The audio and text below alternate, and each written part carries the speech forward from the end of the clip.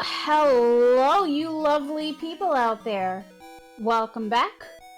Coming up here, we are going to have the super awesome Shentok doing Sylvan Tale for you to keep on with our Sega block. Hiya, Shentok. Howdy, howdy. Thanks for having me. Just wanted to say I got this in the RPG Limit Break, which is what y'all are raising money for. And I'm excited to have all the Valkyries there as well. It'll be an amazing event as like every year. It's one another of my anime games. Yes and no. I also have not seen this run, so I am very excited to watch this. I'm very excited to present it. If we're ready to go, I can get started. I think you can go as soon as you are ready. Alrighty, let's do this then. Bam, new game. Alright, so I'm actually playing this on a modified Game Gear with a video out mod on it. So what you're seeing is what's actually playing off an actual Game Gear. So this game is Sylvan Tale, made by Sega first party, came out in early 1995. It's like kind of late for a Game Gear release, but at the same time, 1995 is when the Game Gear hit its stride in Japan. So basically, we play as a boy named Zetz.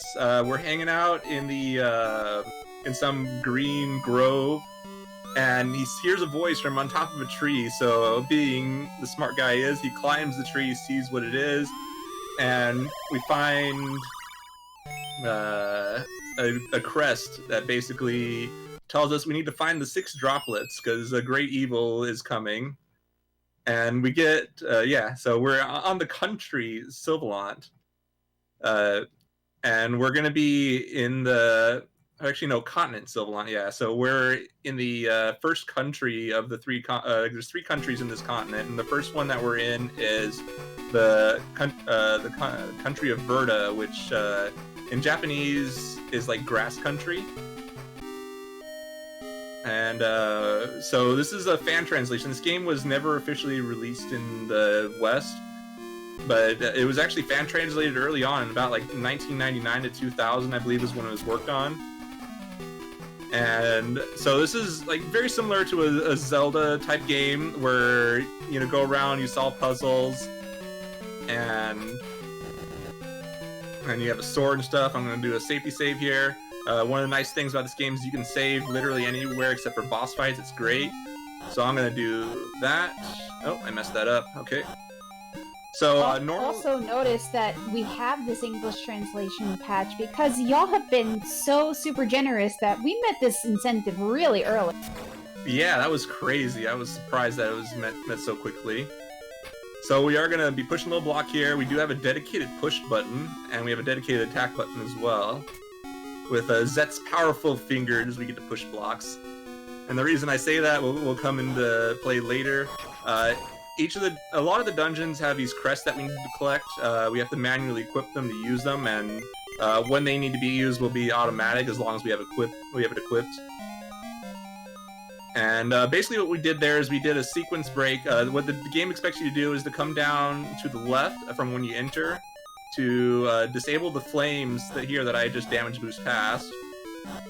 And instead I just damage boost through it, and I fell down, hit a switch which disabled a fire geyser where that flame crest was.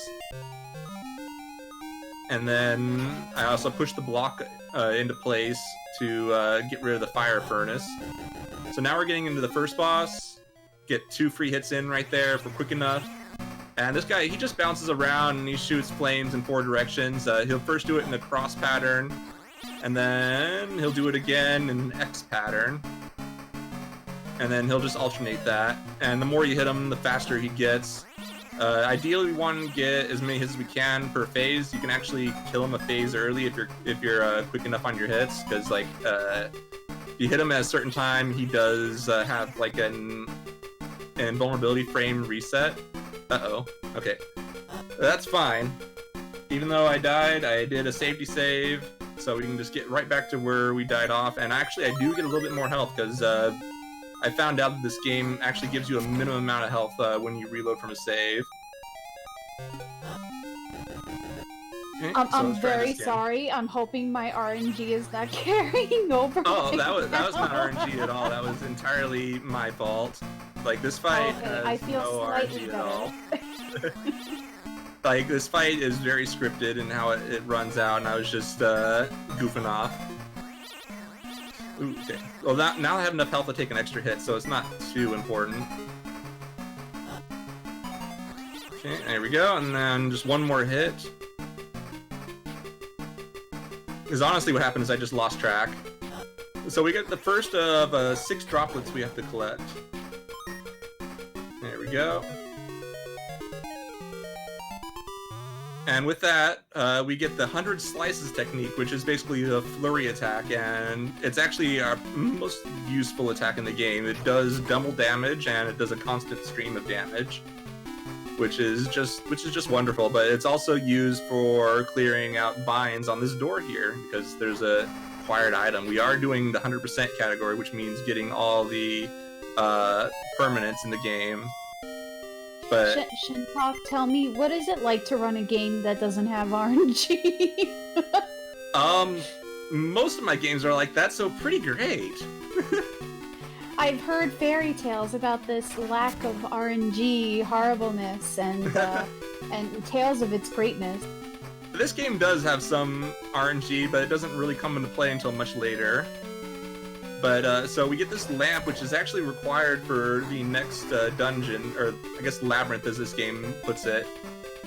Or I guess this one, yeah, the labyrinth is what they call it in this game. Oops. And this game is actually kind of evil, is if this is, you need the lamp to be able to see in this dungeon, but you can't do it if you don't get the lamp, because if you don't get the lamp, the layout of the dungeon actually changes.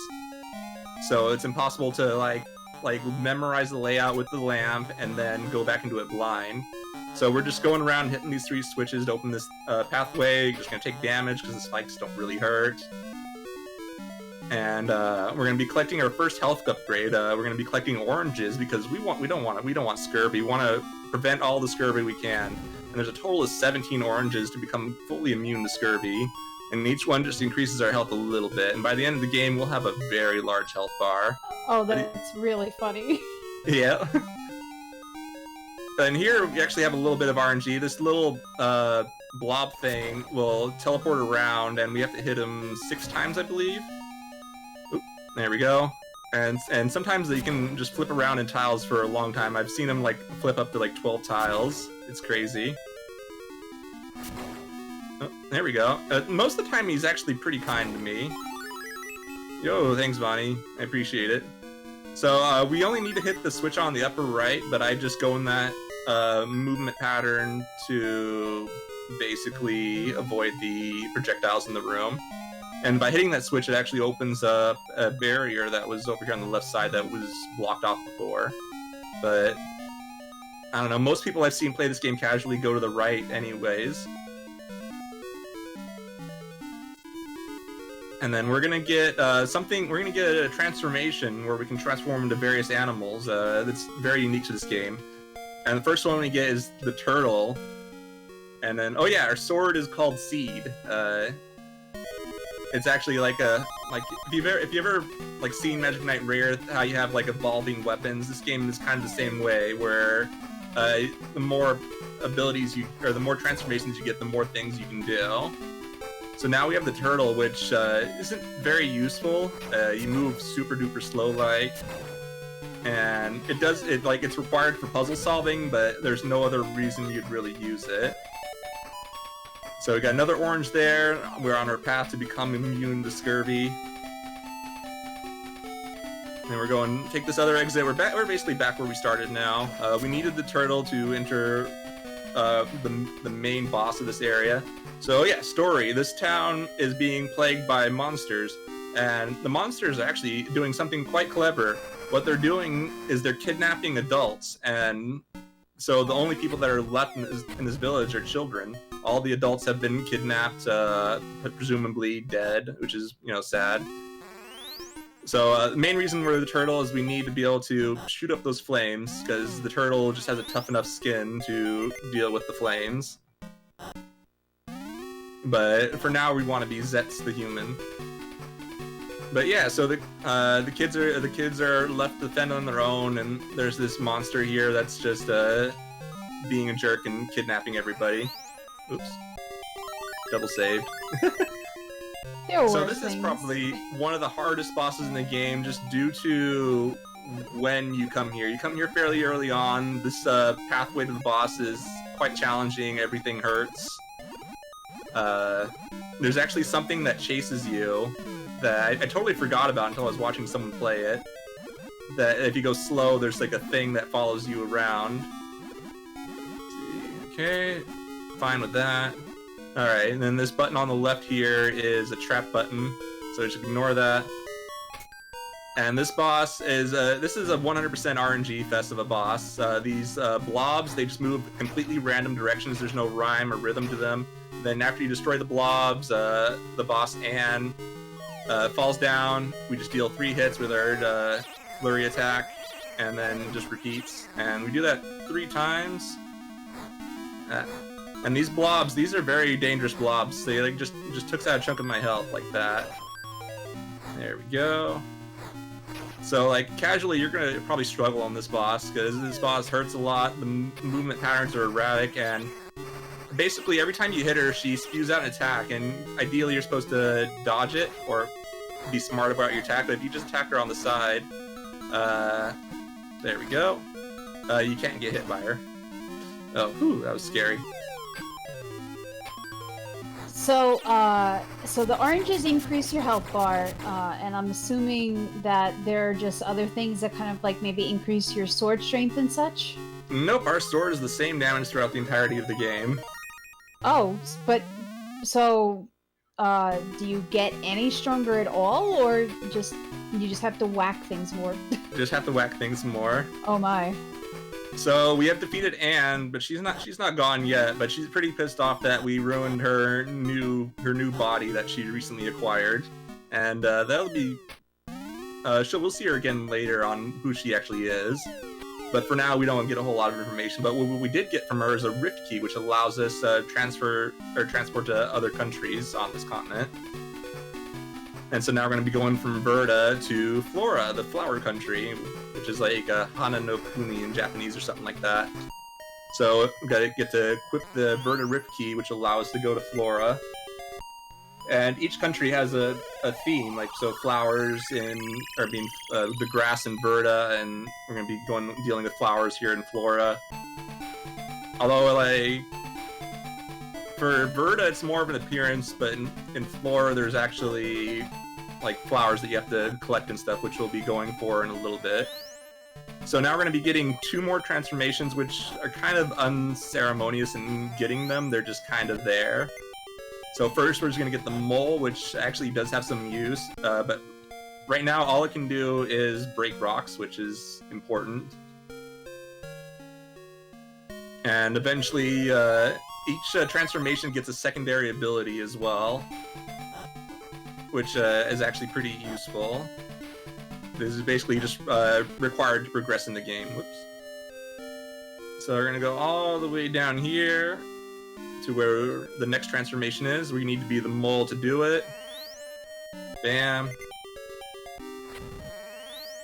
And the caveat of this game is that most of the time you can only interact with things as Zets. If you interact things as an animal, you'll get garbled text because you're an animal and can't talk to humans.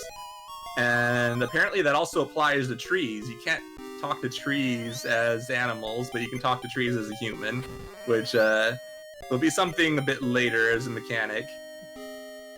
But it's just fascinating that they went into detail about not being able to interact with peoples of different species. So now we're going into the Lake Labyrinth, which is one of the more difficult dungeons. Like it's really short. Like all the dungeons in this game are super duper short, which is like probably in consideration for the Game Gear's poor battery life. Ooh. See those crabs? They sometimes they're out to get you. They'll just dash across the screen and hunt you down. So now we got these jellyfish things, and now we're gonna use our newfound mole power to break the wall here. And then what we're going to do is we're going to pull this block, because block pushing puzzles are the most important of any RPG. And we're going to pull it over to the switch over here, because we want to get into this room. So we're going to do that. And there we go. Ooh. I got so basically I was hugged on that wall a little too long and got hit by the jellyfish. Oops. Okay, this is gonna hurt. Okay. Okay, that's really gonna hurt. So that's unfortunate. I took some damage. Hopefully I'll get some health drops.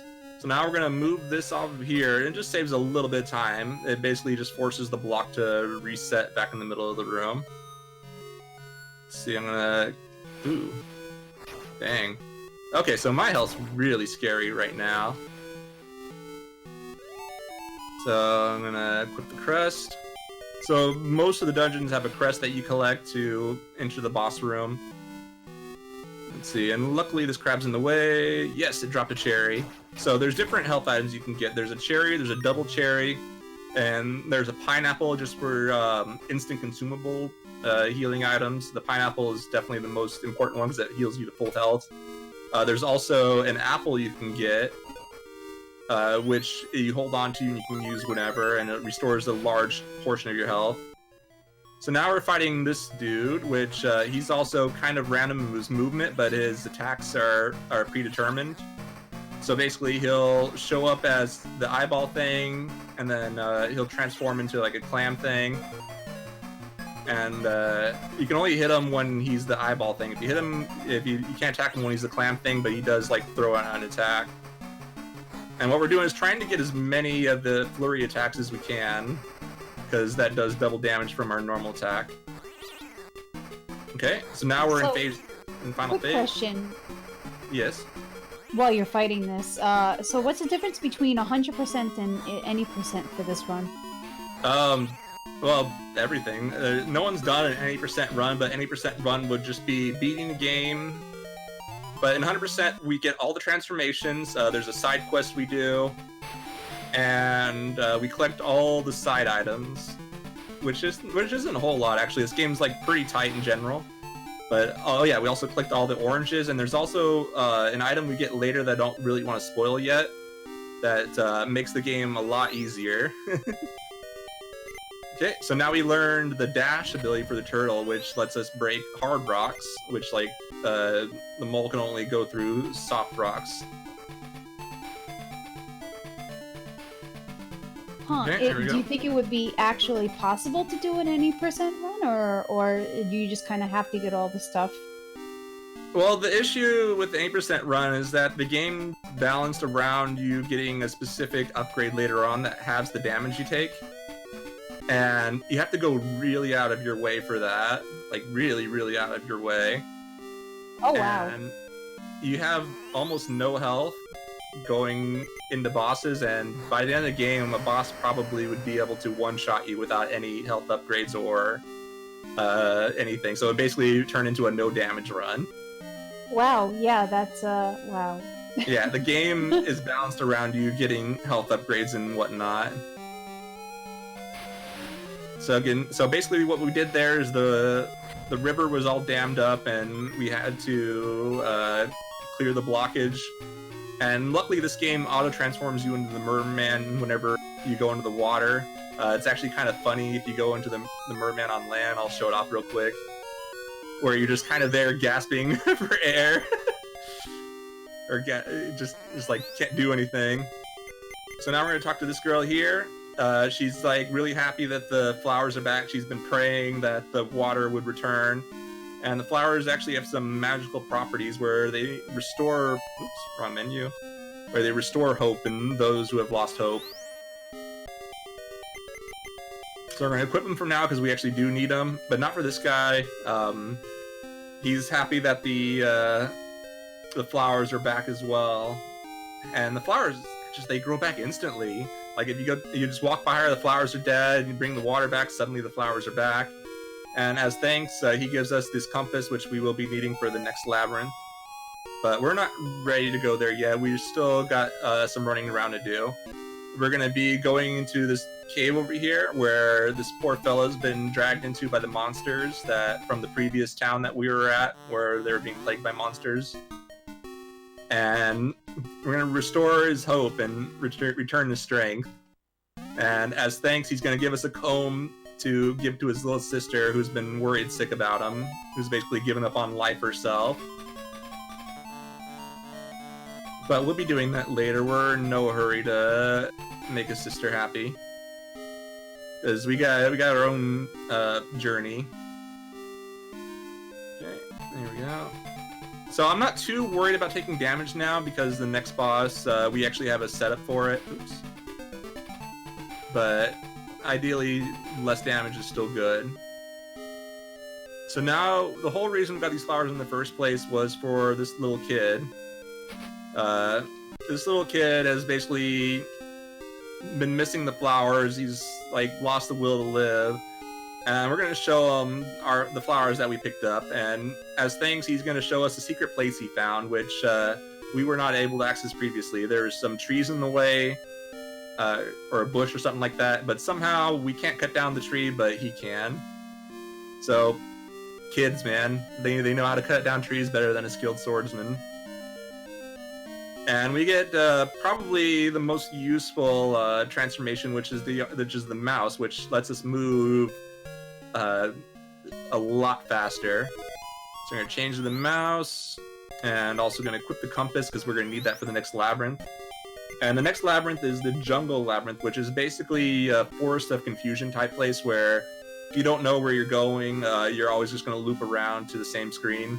But, I mean, it's going to be the same screen anyways, but the compass is required to maneuver the jungle labyrinth. If you don't have the compass equipped, you'll just keep looping the same location over and over, even if you're going the correct way. Having the mouse be so good gives me like vague flashbacks of Little Samson. Yeah, I got the little cute mouse feet. Yeah, Little Samson's a great game too. Mouse is pretty OP in that game too. Oh yeah?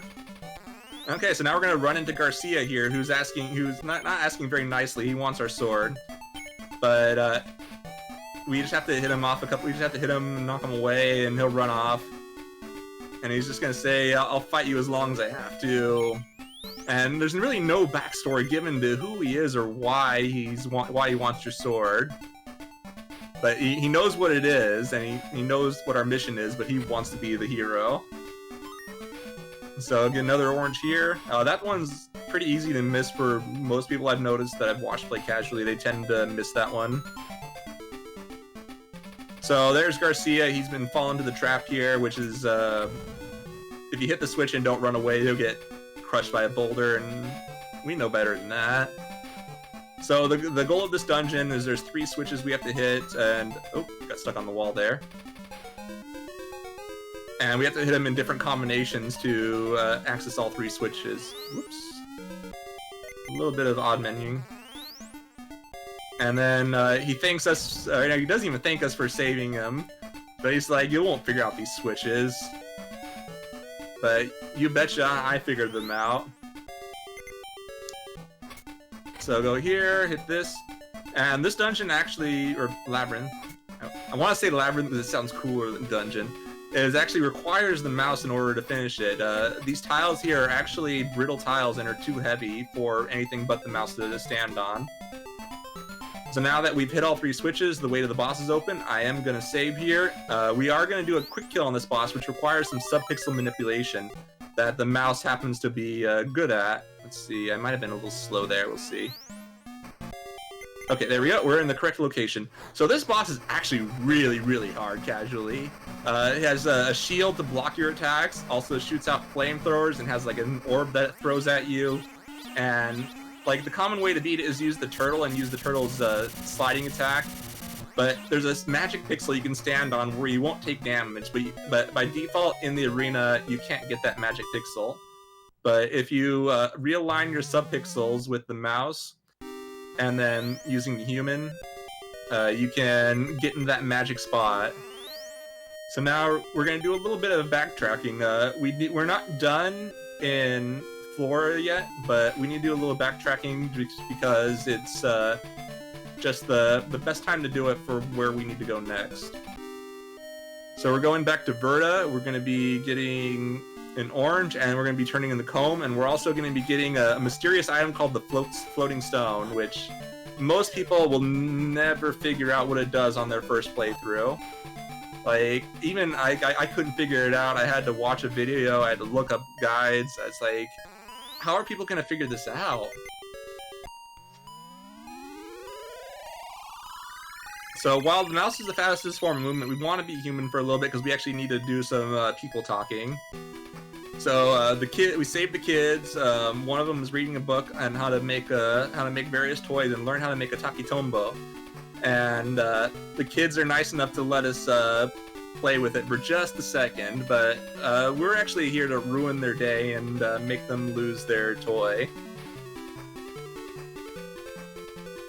Yeah, so the whole point of doing this run is just to show Jay what the float stone does, because he could not figure it out, and he still hasn't figured it out.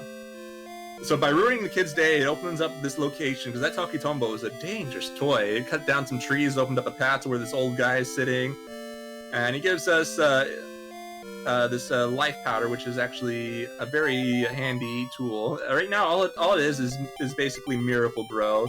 Any dead tree we put it on will come back to life and produce an orange. And there's 3 trees, I think, like that, maybe 4. But here's one.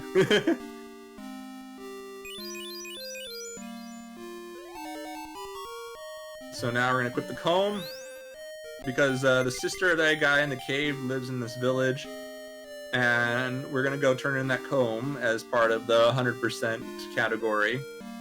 And in return, she gives us some grapes, which is actually a really, really good item. It acts as a revive. If you have it equipped while you die, it'll revive you to full health, and you also do some stretches. Some stretches? Yeah. If you remember, like, when you fight Majora at the end, when the transformation starts doing those leg stretches. Ah, I see. Yeah, I see. those kind of stretches.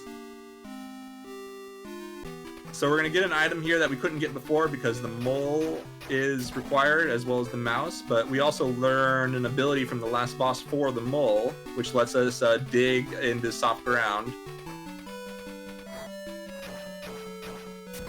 And there's actually a spot here. And I actually had to check this for myself, whether or not you could actually see it on a Game Gear screen, and you actually can. It's actually quite visible. I was surprised, because like you can barely tell it's there, but on a Game Gear screen, it's actually visible enough to know that it's there. So now we have dug underground, and we're gonna go over here, change to the mouse, because the mouse could only fit in here, and we got some hidden passageway. There we go, and bam, and out we go. So here we're gonna grab another orange. Nope. Okay, so there's a trick I found recently where if this enemy hits you on the same frame you collect the orange, you can move during the text sequence, and it'll actually prevent this text box from spawning as well. And it saves just a tiny bit of time, and I've only been able to get it once, but I'm always hoping it'll happen again. So we got the floating stone, which the item itself doesn't seem to have any purpose. You're not going to find anywhere in the game where you can use it that would be obvious. And all it says is floating stone. There's nothing in the manual about it. Or manual. And what we're going to get with the floating stone isn't even in the manual. It's we're getting a secret transformation. Shh, don't tell anybody. Oh, shh, I won't tell anybody, I promise. Alright, so we got to equip the Rift Key again. And change the Zets.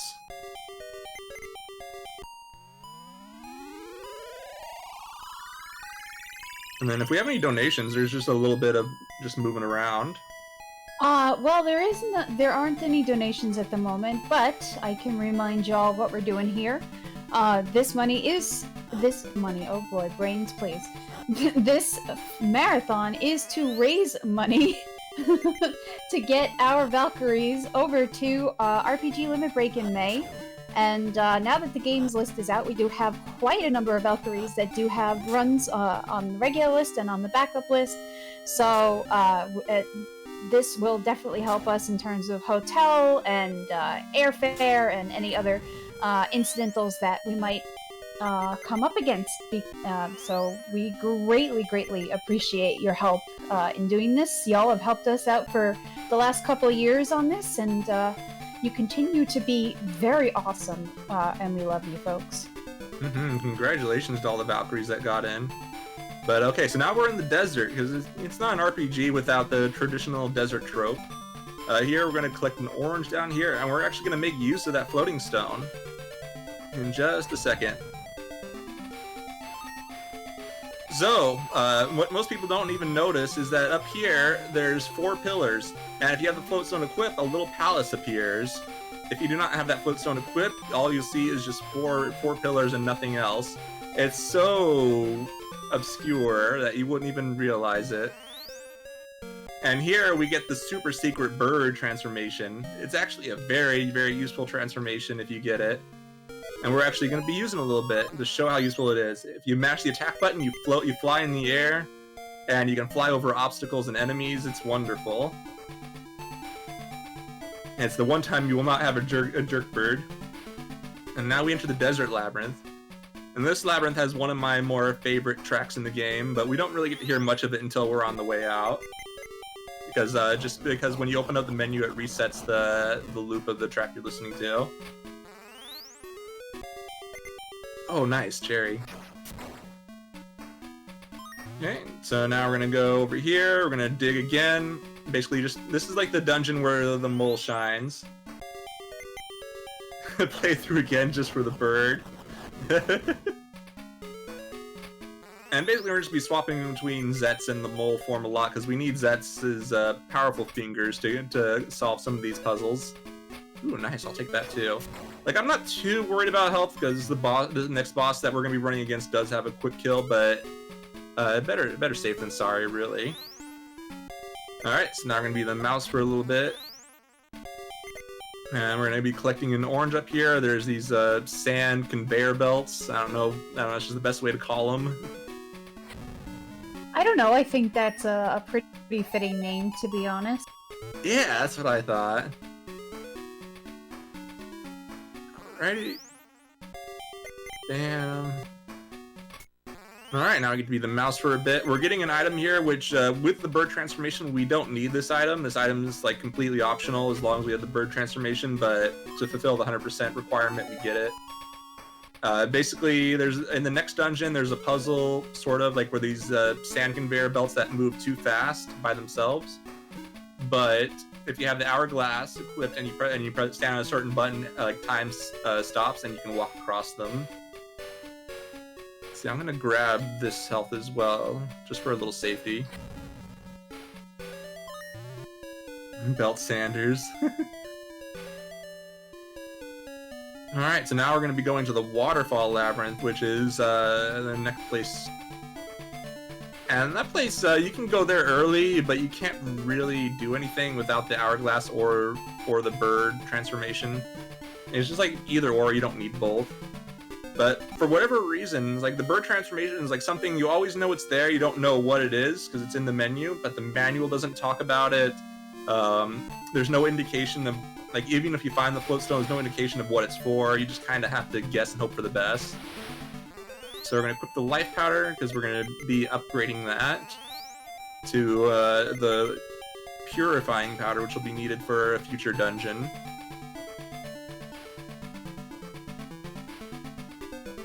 But we do have to complete this dungeon either way. It's not like we can just upgrade the purifying powder and skip it. And so this is another dungeon where you need the lamp, but we can go without it because the layout actually doesn't change. So I just kind of blindly move my way through. And we talk to this mouse here. And since we're a mouse, we can understand the mouse. And he's going to add a little bit of a secret formula to upgrade our healing powder. And now with the purifying powder, we can clear up the poison swamp that we'll run into later. See, okay. And I just kind of rock my thumb a little bit until I get where I want to go. Okay, there we go. And so you could use the hourglass, but we're just gonna fly over it instead because it's just more swag that way. Why solve the puzzle when you can just skip it? That sounds about right for speedrun logic. Exactly. Alright, I'm gonna change to the mouse again. Although it'd be nicer if you can be human, because we have to change to human anyways. But the only way you can get through that hole is with the mouse, because we need to be human to push this big rock. And it's actually on a slope, because if we stop pushing the rock starts falling back down into place. And here we go. Now we're going to do a little bit of back and forth. There's a switch over here we have to hit, which will let us get the crest for this labyrinth.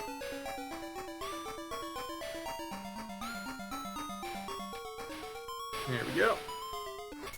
And I just love that the merman is like an automatic transformation. I wish that there was like more buttons on the Game Gear so you can like cycle through them or something. But the Game Gear is just basically a souped-up Master System. with a horrendous battery life. Yeah, that can be fixed though. But I mean, it's still not great even with the fix, but it's still a lot better.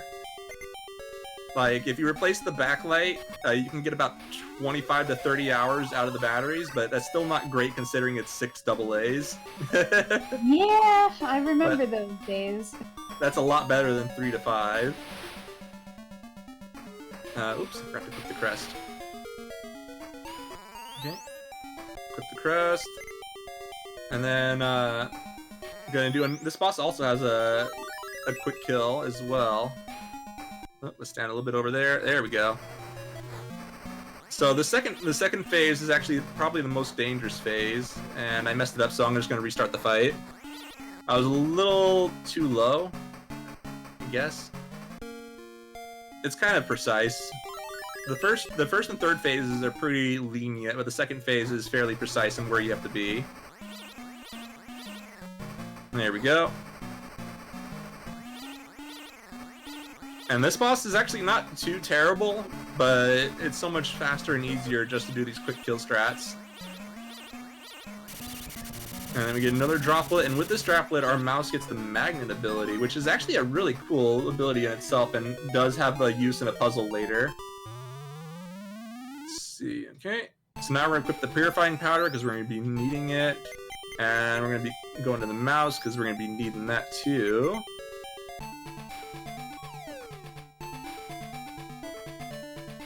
And now we're going to be going to the swamp, where the next labyrinth is, which is conveniently the swamp labyrinth. So with the magnet abilities, we can pull ourselves to magnetize rocks like that, and just pull ourselves across gaps. And you can actually go into this polluted water without the purifying powder, but you'll just be taking a lot of damage until you leave or die. Oh, okay. It's very rare that this dude's in the way. Okay, and this is probably the trolliest labyrinth, for a lack of a better term. So there's 4 rooms in this labyrinth, and it just kind of loops around, and you don't really know what you're supposed to do. And this game kind of trolls you in that there's a hidden door here. They expect you to, I don't know, I guess, rub up against the walls until you find something. Oh, only got 1 hit in there. So this boss teleports around in the first phase and shoots fireball, or like flame pillars, I guess. And we just damage him when he's not spinning. And then... oh, okay. I guess I was just not getting in the double damage. There we go. So in the second phase, there's 9 locations he'll teleport to, and I can only hit about 6 of them. So I just like kind of wait around. It's kind of unfortunate. And then after every 3 teleports, he'll teleport in the middle and do that attack. And you can kind of stand in a place where you won't get hit, but sometimes it can be finicky. Ooh, he's being mean. There we go. And you don't really get a whole lot of time to react either. You have to be fairly quick. Okay. So I'm just like mentally keeping count of how many times he's teleporting just so I know when to stand in the middle. Ooh. So does it matter which one of these you hit? Oh yeah, you hit the one with the red eye on it. Yeah, I just noticed that. Yeah, totally spaced that part.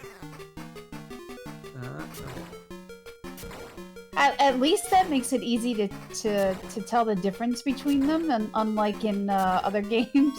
Yeah, I've seen that in games where you just don't know which one to hit. And now the merman can dive underwater, because before we can only swim in shallow waters, but now we can dive underwater as the merman. But not before we collect another orange, because the main quest in this game is to prevent scurvy. That's the whole reason we're on this journey. Saving the continent is only secondary to our main goal.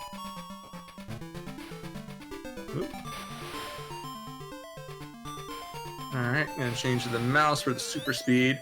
And this next dungeon is the only dungeon in the game where there's actually glitches we can do. Although there's like one main glitch that's mostly an out of bounds glitch. I love this dungeon for that reason. And it definitely highlights the mouse's magnet ability as well, because this dungeon heavily revolves around it. Okay, hit that switch. And go here, and we'll be entering Goal's Labyrinth now.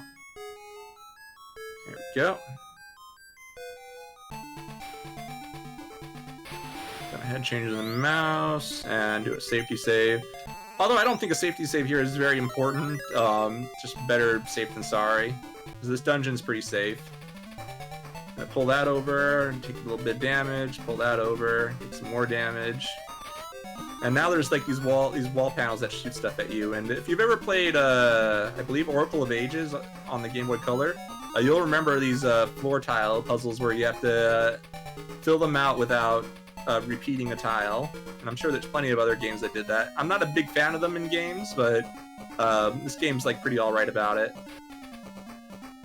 So this game heavily relies on the mouse for solving puzzles, or this dungeon rather. But we're gonna skip every single puzzle in this game, except for the floor tile ones, because you can't skip those. So what we're gonna do is we're gonna put this block over here. I'm gonna change the mouse, and I'm gonna pull the steel ball one tile into me and change the turtle. And when you have something on top of you, you get pushed out of bounds, or the game tries to like push you back in bounds. But it's based on the movement speed of the transformation you're currently set as. So if you're the mouse or the human, you're almost certainly going to be pushed back in bounds. But if you're the turtle, you're slow enough to just stay out of bounds. And moving out of bounds is very strange. You basically move in the opposite direction you press, and you can only move in diagonals.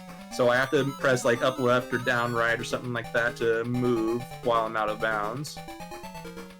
And you can soft lock if you go the wrong way. Basically, you'll just be beyond the puzzle and you can't solve it.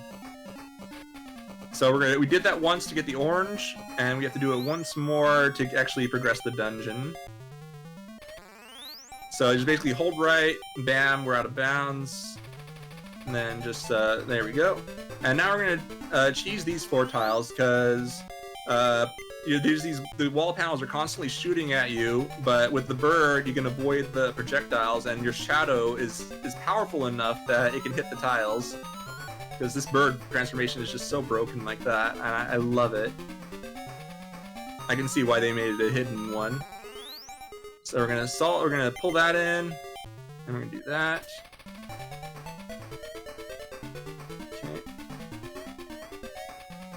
Come on. Okay. There we go. It's so hard to get in the position with the mouse because the mouse moves so fast. There we go. And then out of bounds once more, and that'll be the last time we got out of bounds. So we're gonna solve the final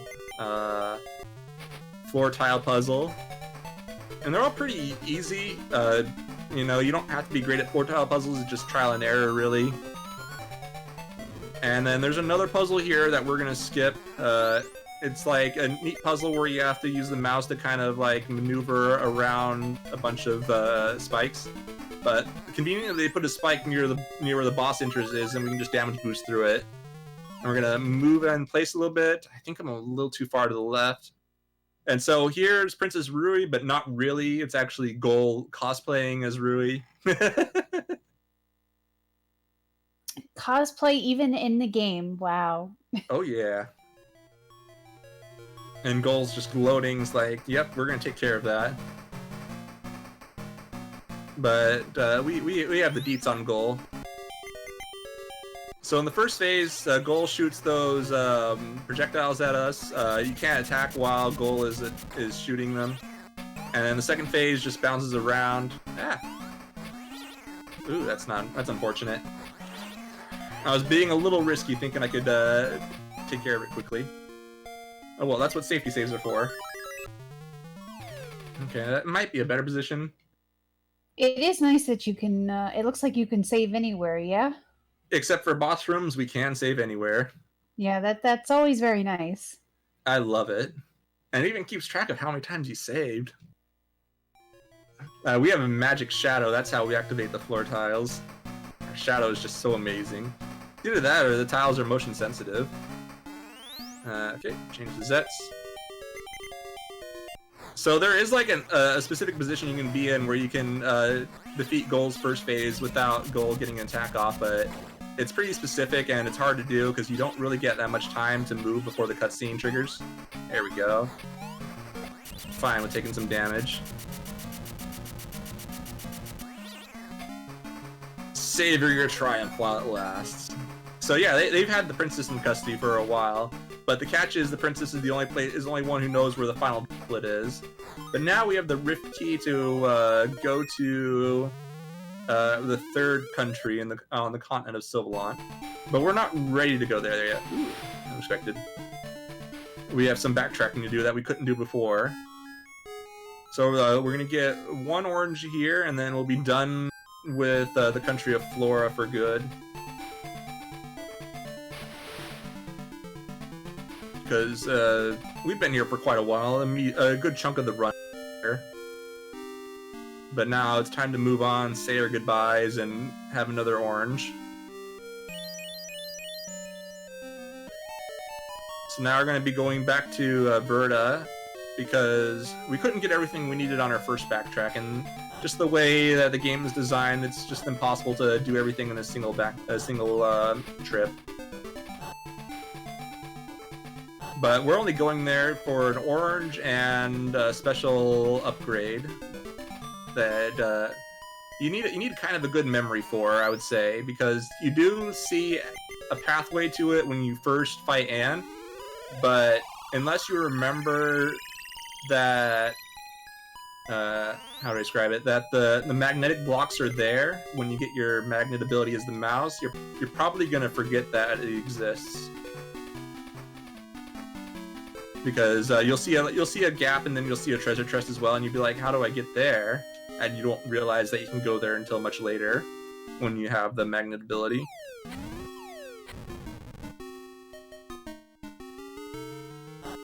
Okay. Change the turtle. And then we'll be back to the mouse.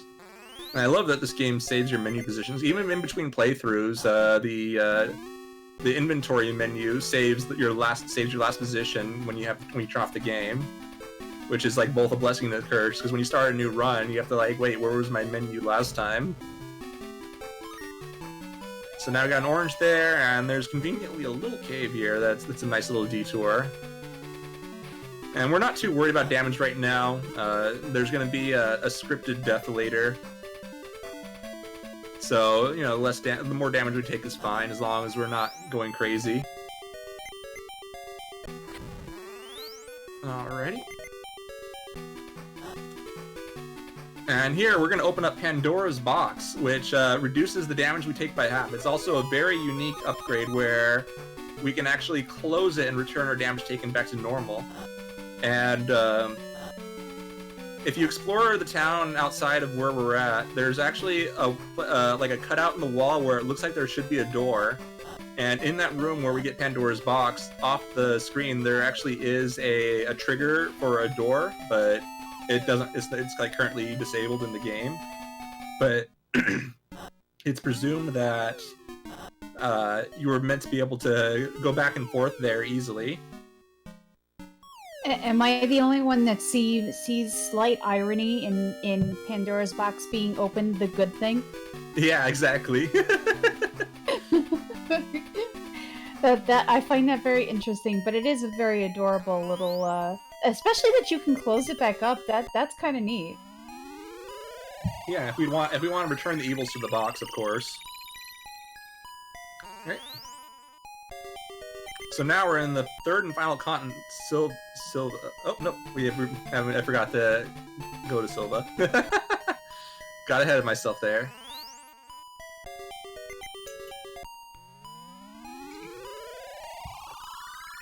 You can't uninstall evil. Good point. Okay, there we go. Now we're in Sylva, the third and final country of this continent of Sylvalant. Which in Japanese is basically just like a forest country. There's a lot of trees everywhere. There's this forest here. There we go. Avoid the snake. Over here is another orange tree, which we need to be human for because oranges speak human, but they don't speak animal. So they only give you their orange if you're willing to talk to them as a human. Because I guess they're prejudiced against animals or something. I don't know. So now we're just gonna navigate this forest here. Lots of little secret pathways. But luckily you can just bump your way around and eventually you'll find out where you need to go.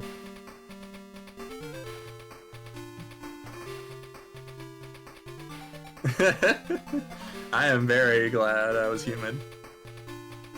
So now we're gonna go to the graveyard over here where there's two lovely ladies who are mourning the death of somebody. And that somebody is actually Princess Rui, who I believe is like implied to be their sister or something, or maybe their mother. But it turns out we were too late. Rui had given some final instructions before she died that to give the one who has the seed this amulet, which is needed to enter the final boss. So we're gonna equip that. But sadly, we were too late. Moa, the evil villain that I'm finally mentioning the name of, and his henchmen killed Princess Rui trying to torture her for the information on where the final droplet is. But she held on until the very end and didn't give away the secret location.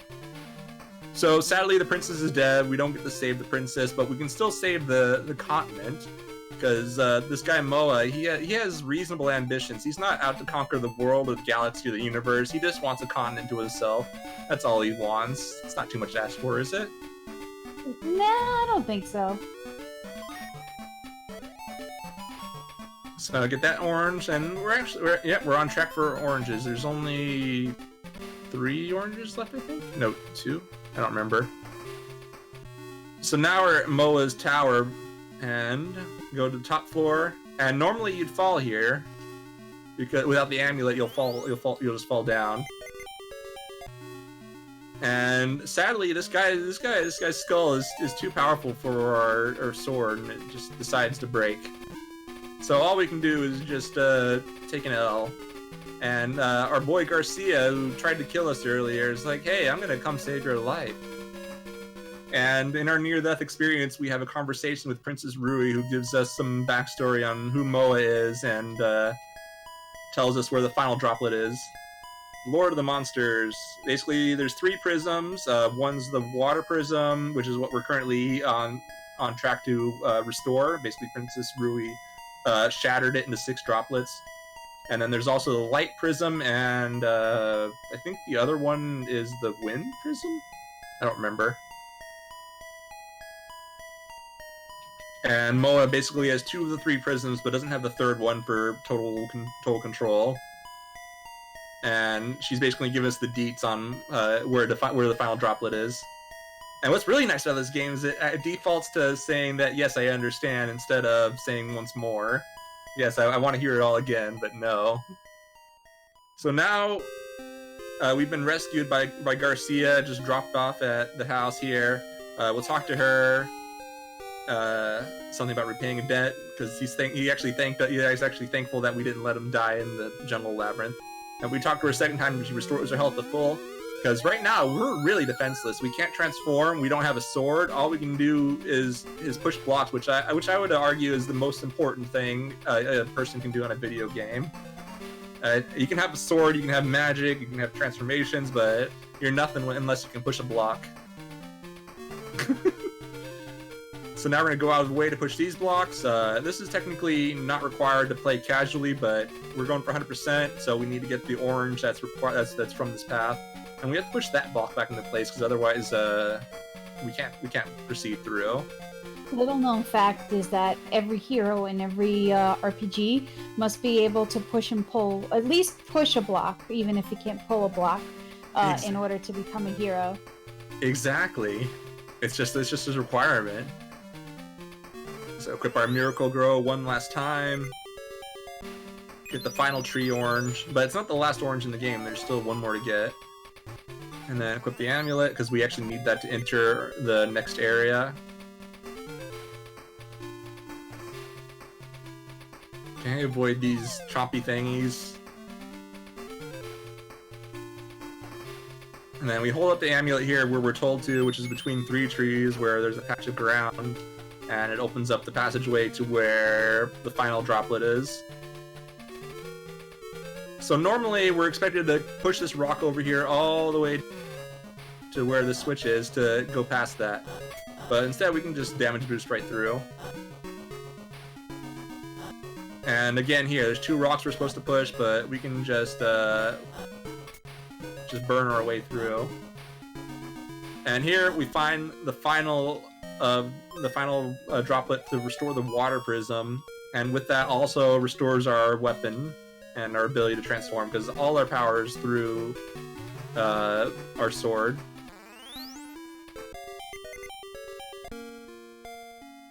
Alright, so we can just change the mouse to zoom around a little bit, then change to the turtle. But partially we want to be the mouse because the mouse is a lot faster at damage boosting through fire than being a human is. Change the mouse skin since we have to transform, and may as well just take advantage of it. Then, okay. Oop. And then we're going to drop down here, get the final orange in the game, and we'll finally be rid of Scurvy forever. And then this item right here is a check to say that we have 100% of the game completed now. And now we're going to be fighting, refighting Goal, the spider boss we fought earlier. But we're going to be using something that's not explained in the game at all. And I always feel bad when I watch, whoops. I wanted to save before that because I've actually soft-locked this boss before. But there's a mechanic there where you fall down as the turtle and it breaks the ceiling there to this boss fight, and it's nowhere described in the game that you can do that. There's no indication that that's what you're supposed to do. So basically fighting Moa the same again, except now his attack takes a bend. Yeah, there we go. Wow, that was some interesting dialogue that I caught quick sight of there. Yeah. And then after every 3 hits, Moa now turns into a bunch of spiders that we have to just dodge for a bit.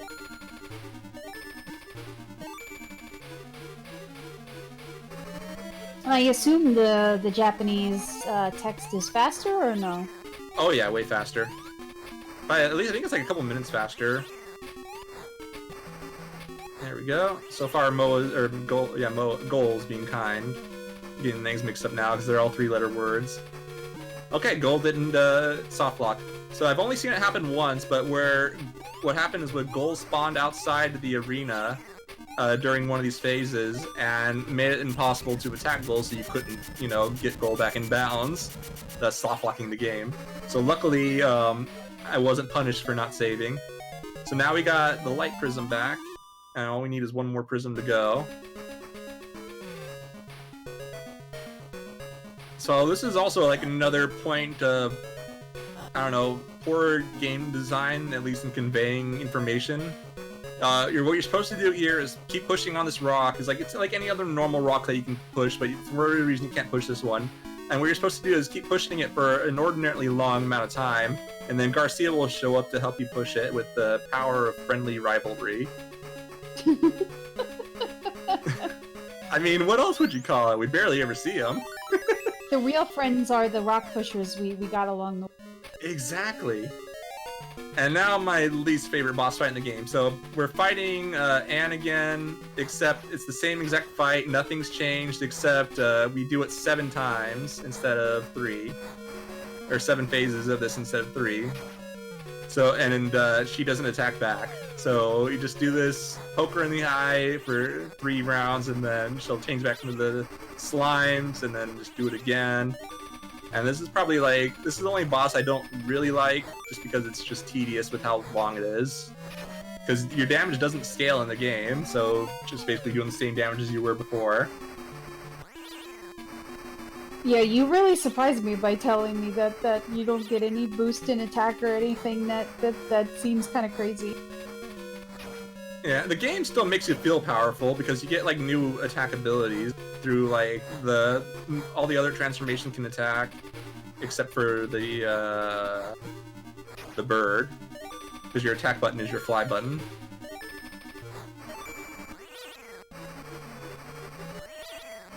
Here we go. So I have not been counting. Usually I'll count, but I don't really care to sometimes, because it's just it's over when it's over. You have to hit her like 19 times, I believe. It's a crazy amount, and this is the only boss where it's really long like that. Like even the final boss isn't this long.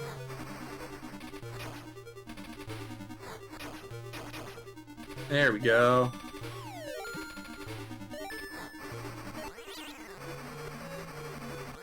And I think that's like 4 or something. But yeah, again, I can see where this can get really tedious real quick. Yeah. And I feel like they're probably like rushed in development, as like games were at the time. And they had to just like go short on some things. Cause like I think like Goals refight's actually interesting. Like the attack takes on the first attack takes on a new form. The second phase, there's like little spiders that go all over the place. And now we got the wind prism.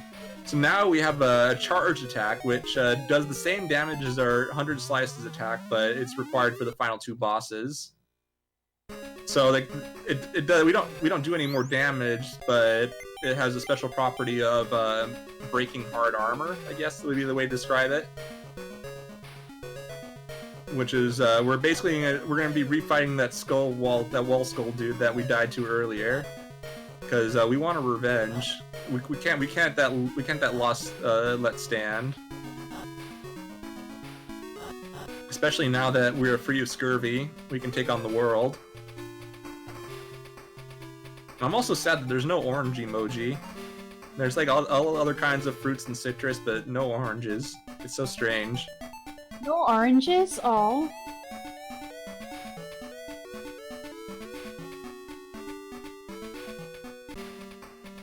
Oh, there's a tangerine. Look at that. Close enough, I guess. Okay, take some damage here. Okay, I'm gonna change back into Zets. Safety save. Look at that, tangerine. That's a new one.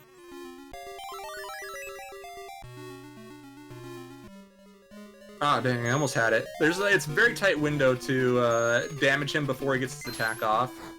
So now we get to reveal his true face. He has his ugly brain face thing. And he's a pretty easy boss. You just keep attacking him until he dies. And with him dead, the castle collapses. And now we can actually enter Moa's room, which was elevated before. Okay.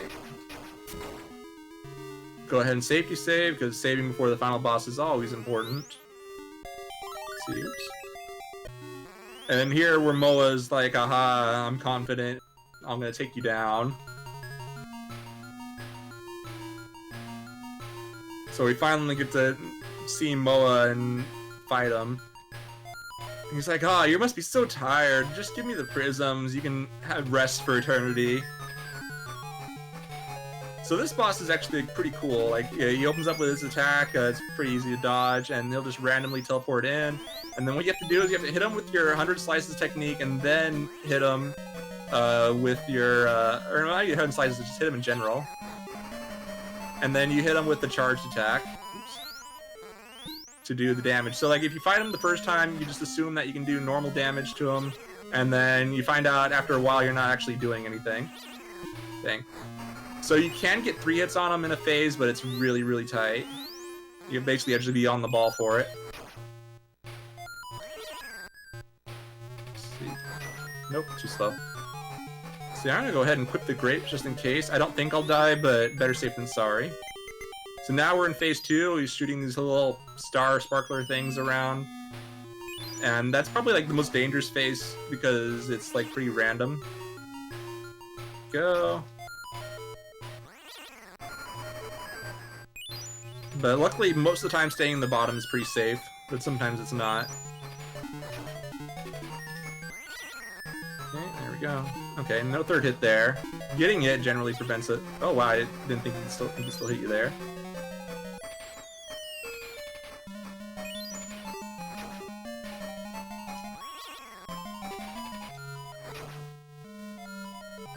Oh, nice, I got the third hit there. That's like really tight. So now we're in phase 3 where he basically shoots lightning bolts at you.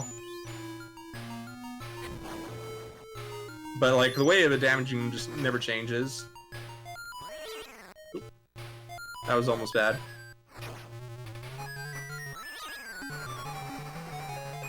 Okay, there we go. And that is time. Very nice. Grah, grah. Don't you think seeing the end of me, I will surely rise again someday, for sure. GG. GG indeed. Yeah, we can do a little bit of moonwalking.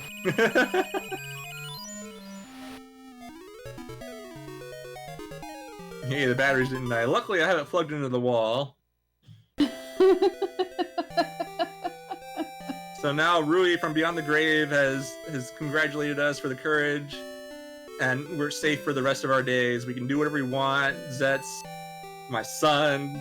It's indirectly revealed that Princess Rui is actually your mama. Oh my, that was fantastic. Sega GG. Exactly. GG on the GG. But I want to say thank you so much for having me, and I'm so thankful for the people who made this game. The main person, or the composer of the soundtrack, Sayori Kobayashi, did a lot of work for Sega in the 90s, most notably for Panzer Dragoon Saga and Panzer Dragoon Orta, and also did a number of tracks for Magic Knight Rayearth. Oh wow, that's neat. Yeah, a lot of crossover. But as always, it's been a pleasure to have you, Shentok. And I'm always happy to participate when I'm allowed to. You're allowed to, oh please.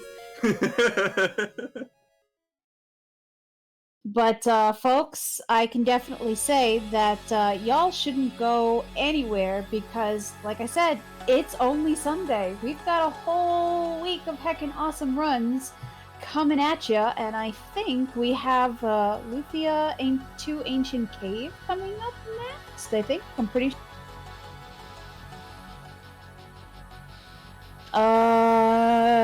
Yes, that's exactly what we have, and thanks to your super awesome donations, it's gonna be a reject % run. Very awesome. But again, thank you, Shentok, and I have been the RPG Chick, and I will be back on Tuesday at some point. See you Tuesday at some point. Night, everybody. Good night.